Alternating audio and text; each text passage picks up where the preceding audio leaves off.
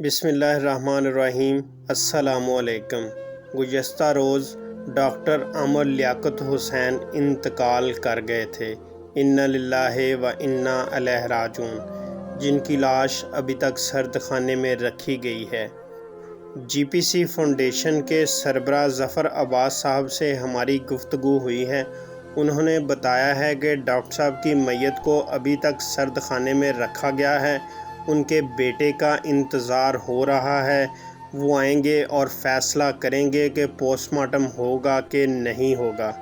ظفر عباس صاحب نے بتایا کہ میری ان کی بیٹی دوا سے بات ہوئی ہے، جہاں پر ان کی سابقہ اہلیہ اور پولیس افسران کے ساتھ ساتھ ہسپتال کے ایم ایس بھی شامل تھیں۔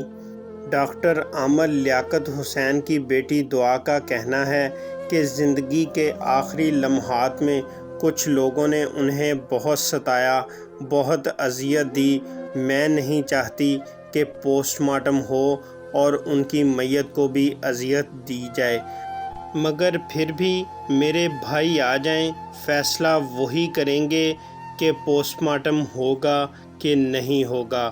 ظفر عباس صاحب کا کہنا تھا کہ ڈاکٹر عامر لیاقت کے بیٹے کا انتظار ہو رہا ہے، وہ آئیں گے اور فیصلہ کریں گے کہ پوسٹ مارٹم ہو یا نہ ہو۔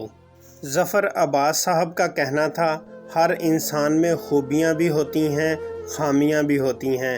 ہم اتنا جانتے ہیں، جب 2003 میں فرقہ واریت بہت زیادہ تھی، اس وقت تمام مسلک کے علماء کرام کو بٹھا کر ایک پروگرام کرنا بہت ہی مشکل تھا، جو اس انسان نے ڈاکٹر عامر لیاقت حسین نے کر دکھایا۔ فرقہ واریت ختم ہونے لگی، محبتیں بڑھنے لگیں۔ اس کے علاوہ وہ رمضان ٹرانسمیشن بہت اچھے طریقے سے چلاتے تھے، لوگوں میں محبتیں بانٹتے تھے۔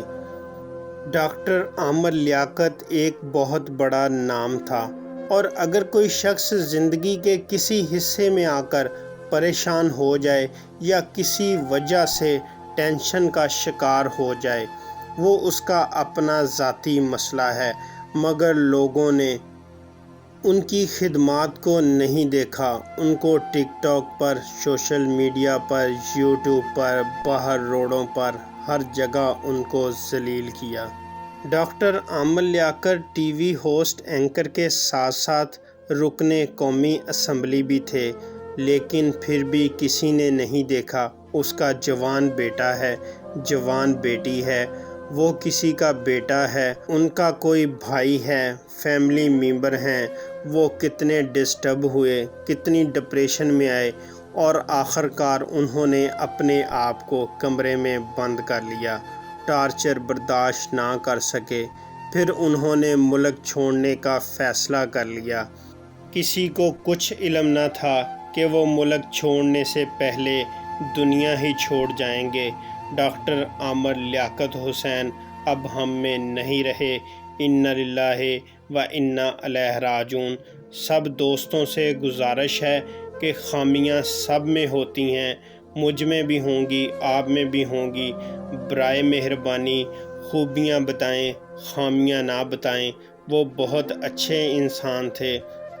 ظفر عباس صاحب کے کہنے کے مطابق بیٹے کا انتظار ہے، بیٹا آ جائے، فیصلہ وہ کرے گا کہ پوسٹ مارٹم ہوگا یا نہیں ہوگا۔ ہم دعا گو ہیں، اللہ تبارک و تعالی ڈاکٹر عامر لیاقت حسین کو جوار رحمت میں جگہ عطا فرمائے، آمین۔ چینل کو سبسکرائب کر دیں اور ساتھ بیل آئیکن والا بٹن پریس کر دیں تاکہ ہر آنے والی اپڈیٹس آپ کو مل سکے۔ سب دوستوں سے گزارش ہے کہ ان کی پرسنل لائف کی طرف نہ نظر ڈالیں، ان کی خوبیوں کی طرف دیکھیں، ان کے کام کی طرف دیکھیں، انہوں نے کتنا اچھا کام کیا۔ السلام علیکم۔